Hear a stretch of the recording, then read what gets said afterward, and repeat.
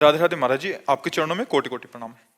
महाराज जी, इस शरीर की पत्नी में हमारी बहुत आसक्ति है, इसके कारण महाराज जी भजन में घाटा हो रहा है, डट के भजन नहीं कर पा नहीं, रहे। कोई बात नहीं कि आज जो पति पत्नी में मनमुटाव हो रहा है, पति पत्नी में संबंध विच्छेद हो रहे, पति पत्नी में जो हिंसा हो रही है, उससे अच्छा है कि पति पत्नी से प्रेम करे, पत्नी पति से प्रेम करे, पत्नी और पति दोनों एक दूसरे के हृदय में भगवान को देखने की चेष्टा करें और खूब डट के प्रेम करें। कोई बाधा नहीं। ये हमारे सनातन गृहस्थ धर्म की रीति रही है। अपनी पत्नी, अपने बच्चे, अपने परिवार से प्यार करना, वही तो टूट रहा है। उसी की तो बात कर रहे हैं। थोड़ी थोड़ी बात में भाई भाई की हत्या कर रहा है, थोड़ी सी जमीन में, थोड़ी सी बात में भाई भाई की हत्या कर रहा है। अपनी वासना की पूर्ति के लिए पत्नी पति की हत्या कर रही है, अपनी अनुकूलता न मिलने के कारण पति पत्नी की हत्या कर रहा है। यही तो हम चाहते हैं कि आपस में प्रेम करो।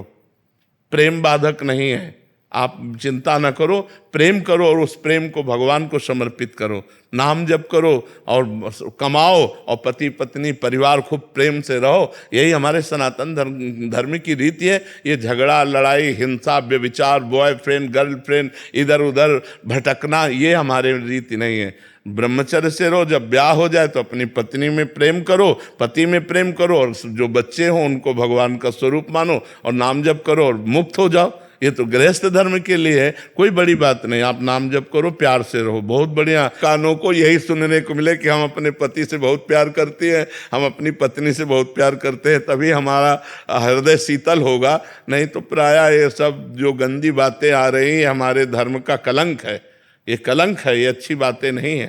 करण सिंह अटवानी जी, राधे राधे महाराज जी। महाराज जी, आप कह रहे हैं कि आप बच्चों को पढ़ाई कराते हैं, उसमें इतना इन्वॉल्वमेंट हो जाता है कि जो नित्य नेम है वो कहीं ना कहीं बाधित होता है, इसलिए असंतुष्टता और मरने के बाद क्या होगा इसकी चिंता महाराज जी बहुत सताती है महाराज। तो हाँ, बिल्कुल होना चाहिए। ये तो बहुत बड़ी बात है। हम तो प्रायः जो परिजन होते हैं उनको एक बात कहते रहते हैं कि आपको ध्यान है आप मरोगे। तो आदमी बुरा मानता है, नहीं मानता कि यार मरने की बात क्यों करते हैं।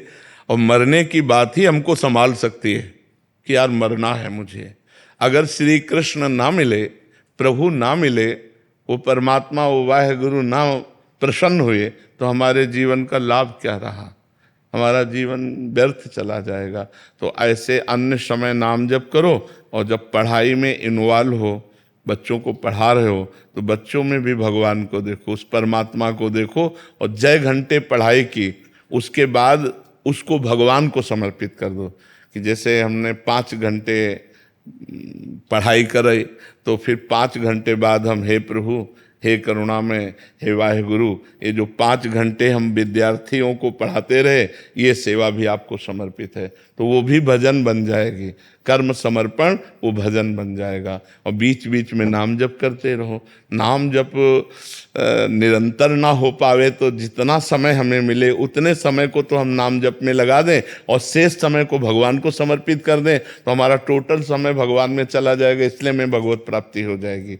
और ये पीड़ा होनी चाहिए, पर ये पवित्र हृदय में होती, सबके हृदय में नहीं होती।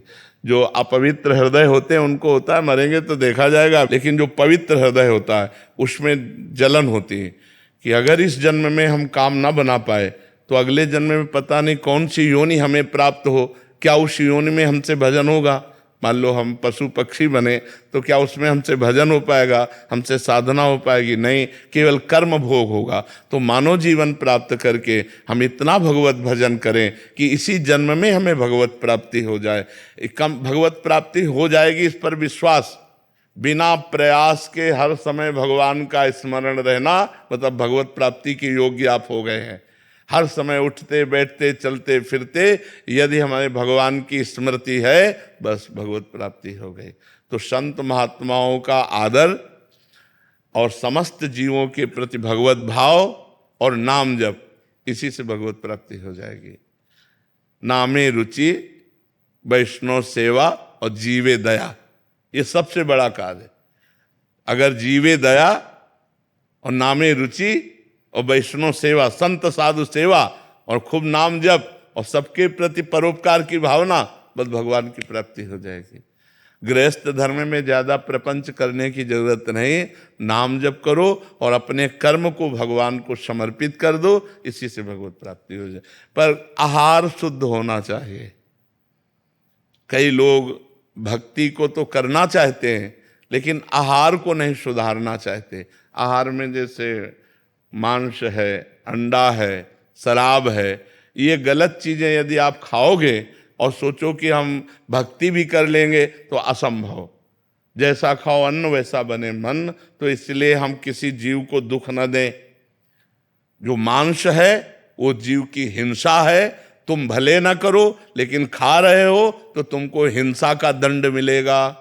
इसलिए आहार शुद्ध रखो, विचार शुद्ध रखो, अपने कर्मों को भगवान को समर्पित करो और नाम जप करो, तो गृहस्थ में रहते हुए भी भगवत प्राप्ति हो जाएगी। जी आहार शुद्ध है, नॉनवेज वगैरह या से, बहुत सुंदर, बहुत सुंदर। पर अगर मान लीजिए फास्ट फूड या वैसी चीजें खाते हैं, पवित्र दुकान से लेकर, पवित्र जगह से लेकर, प्योर वेजिटेरियन, हाँ, और भगवान को अर्पित करके, जैसे मान लो हाथ में लिए तो पहले वाहे गुरु का स्मरण किया, उनको अर्पित किया, फिर पा लिया, ठीक है।